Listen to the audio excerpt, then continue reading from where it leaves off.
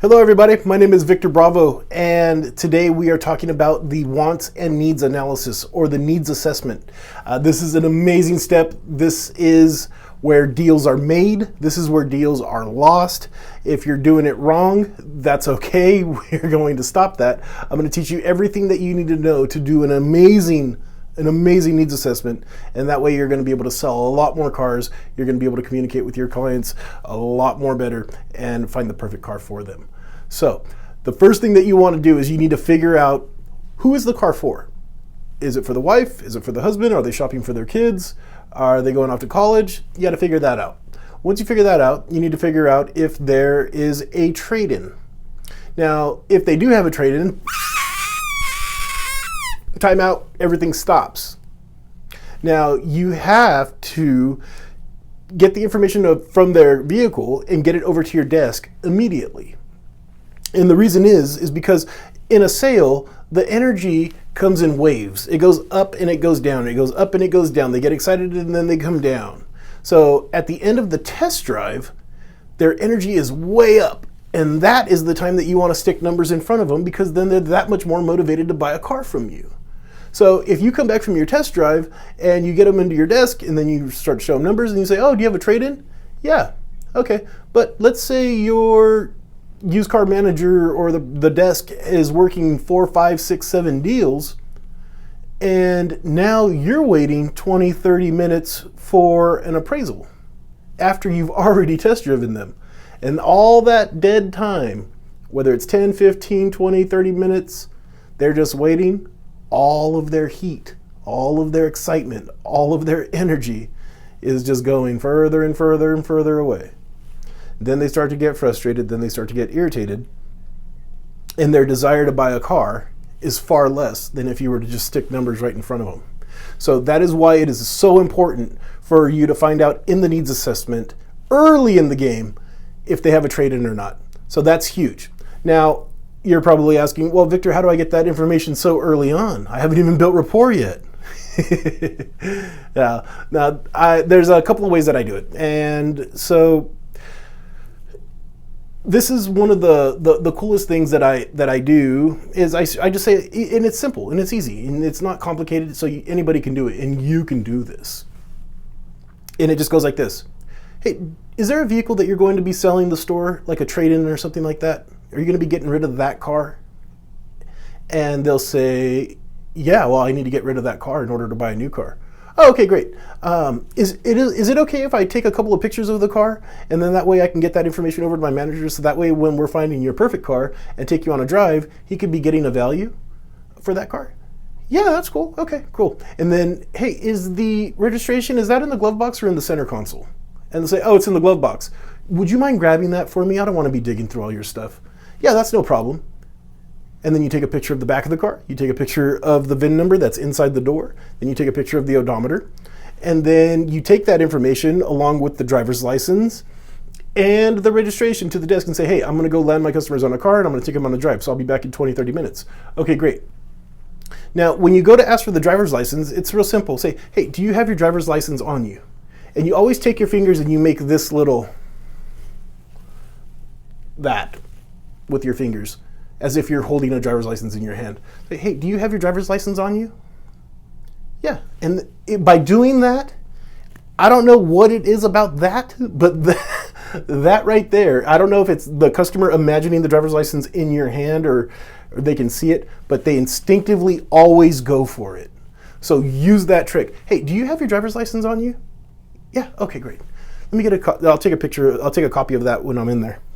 So then you hand your desk manager the registration, the driver's license, and you can text them the pictures, just to make it easier for your desk.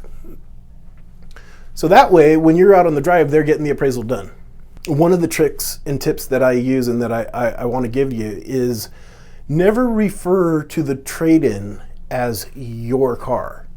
It's not your car. Can I get an appraisal on your car? It's that car. It's that truck. It's that van. It's that vehicle. It's never theirs. By calling their vehicle that vehicle, it takes all the emotional attachment that they have to that car, because everybody has an emotional value to their vehicle. So by calling it that vehicle, it's no longer their car, it's just a car. It's that car. So that will help you with the trade-in and the unrealistic expectation of the value of what that car is. So it's no longer their car. Do you mind if I take some pictures of that car? Huge trick. Super cool trick, okay? Don't sleep on that. Use that. And implement that immediately when you go to work tomorrow. It's no longer their car, it's that car. And you'll see what I'm talking about.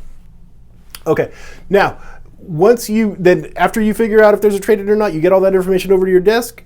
Then you got to figure out what kind of vehicle they want. If they want an Outback, a Forester, Crosstrek, WRX, if they like light colors, dark colors, leather interior, cloth interior, if they want moonroof and eyesight or no moonroof and eyesight, you got to figure all that stuff out. So think about it like this. I have a customer who is 6'4" tall. He's 280 pounds. He's a big dude. And he sees a little Crosstrek on town or on the freeway, and that catches his eye, and he's like, oh, that's a super cute sporty car. I think I like that car. I want to go check one out. So he Googles the local Subaru dealership. He sees that there's a Crosstrek. Okay, so he just comes on in. Hey man, I'm here to look at a Crosstrek. Okay, great, blah, blah, blah. That might not be the best car for him. Now, like, if I was to say, hey man, you have a really long torso. Since you're here, I want to show you the Crosstrek for sure, because that's what the car that brought you in. But I also want to show you a Forester. Now, why would I do that? Because the Forester has a lot more headspace in it, and it has a lot more leg room than in the Crosstrek does. So if he's in there, then if he's sitting in the driver's seat, that automatically may become just a 4-seater. You know, because if the seat's all the way pushed back and he's leaning all the way back, can somebody fit comfortably in the back of a Crosstrek? Maybe, maybe not. Not if he has big friends or a big family. So what car they come in on may not be the best car for them.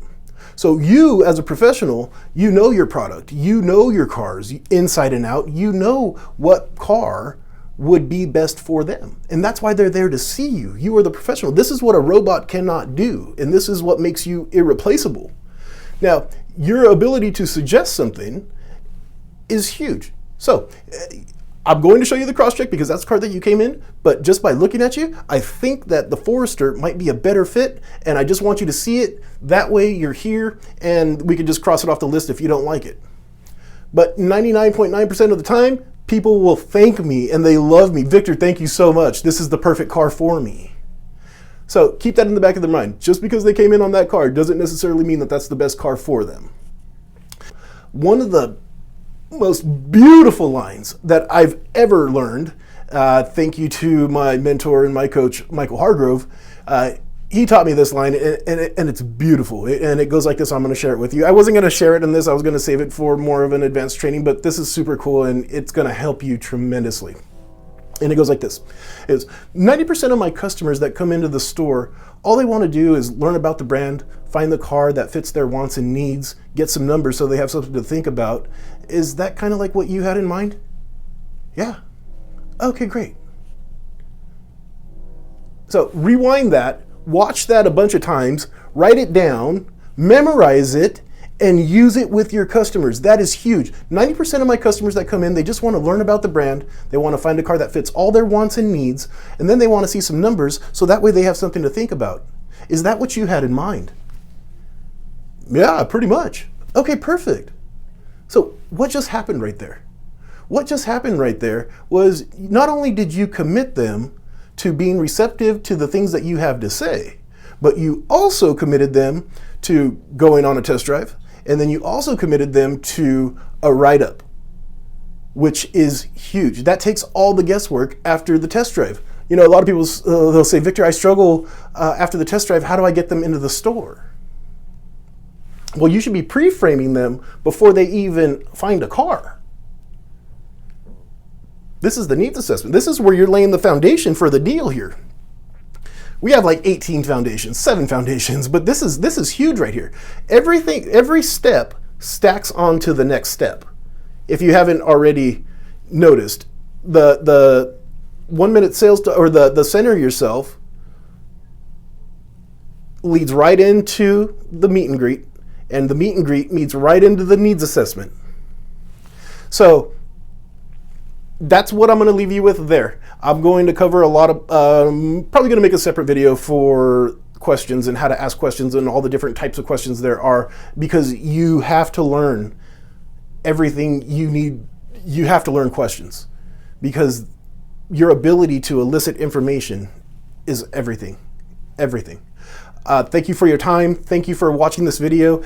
Any questions, leave them in the comment box below. I look forward to hearing all of your comments and reading them and getting back to you. And yeah, I'll see you.